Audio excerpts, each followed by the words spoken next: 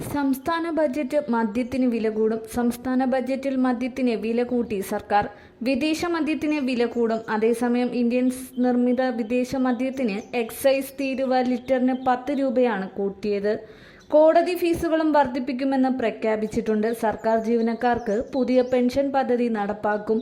അതേസമയം നവകേരള പദ്ധതിക്കായി 9.2 കോടിയും വകയിരുത്തി. ലോട്ടറി ടിക്കറ്റുകളുടെ ലഭ്യത ഉറപ്പാക്കാൻ സീരീസ് നമ്പറുകൾ വർദ്ധിപ്പിക്കും. കേരള ലോട്ടറിയുടെ സമ്മാനഘടനയും പരിഷ്കരിക്കും. സാമൂഹ്യ സുരക്ഷാ പെൻഷൻ വർദ്ധിപ്പിക്കില്ല. സമയബന്ധിതമാക്കാൻ കേന്ദ്രം അനുവദിക്കുന്നില്ല. അടുത്ത സാമ്പത്തിക വർഷം പെൻഷൻ സമയബന്ധിതമാക്കാൻ നടപടി. പങ്കാളിത്ത പെൻഷൻ പദ്ധതി പുനർപരിശോധിക്കും. ഇതിനായി പ്രത്യേക സമിതിയെ നിയോഗിക്കും.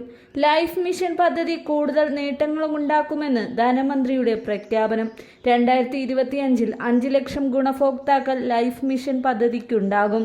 ദീർഘകാല വായ്പാ പദ്ധതികൾ ഉപയോഗിച്ച് വീട് നിർമ്മാണം വേഗത്തിലാക്കും. ലൈഫ് പദ്ധതിയിൽ 2 വർഷം കൊണ്ട് 10,000 കോടി ചെലവഴിക്കും.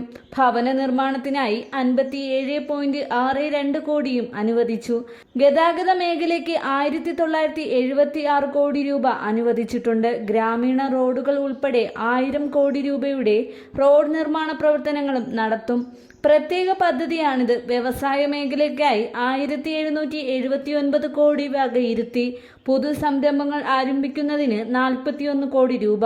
പ്രവാസികളുടെ പുനരധിവാസ പദ്ധതിക്കായി 44 കോടി ബജറ്റിൽ പ്രഖ്യാപിച്ചു.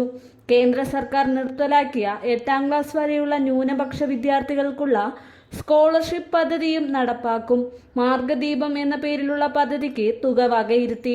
പരമ്പരാഗത തൊഴിൽ മേഖലയിലെ തൊഴിലാളികൾക്ക് ധനസഹായത്തിന് 90 കോടി. വാർത്താവിനിമയ മേഖലയ്ക്കും 37.2 കോടി അനുവദിച്ചിട്ടുണ്ട്. അതേസമയം റെയിൽ പദ്ധതിയുമായി മുന്നോട്ടു പോകാനാണ് സർക്കാർ തീരുമാനമെന്ന് ധനമന്ത്രി പറഞ്ഞു. റെയിൽ പദ്ധതികൾ നടപ്പിലാക്കാനുള്ള ശ്രമങ്ങൾ തുടരുകയാണ്. ഇതു സംബന്ധിച്ച് കേന്ദ്ര സർക്കാരുമായുള്ള കൂടിയാലോചനകൾ നടക്കുന്നുണ്ട്. വന്ദേ ഭാരത് എക്സ്പ്രസുകൾ വന്നതോടെ സംസ്ഥാന സർക്കാരിന്റെ നിലപാടിലെ ശരി ജനങ്ങൾക്ക് മാത്രമല്ല മുഖ്യധാര മാധ്യമങ്ങൾക്കും ബോധ്യപ്പെട്ടിട്ടുണ്ടെന്നും മന്ത്രി വ്യക്തമാക്കി.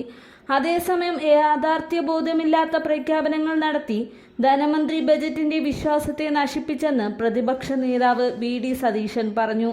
പ്രതിപക്ഷത്തെ വിമർശിച്ച് ബജറ്റിന്റെ പവിത്രത നശിപ്പിച്ചെന്നും അദ്ദേഹം കൂട്ടിച്ചേർത്തു.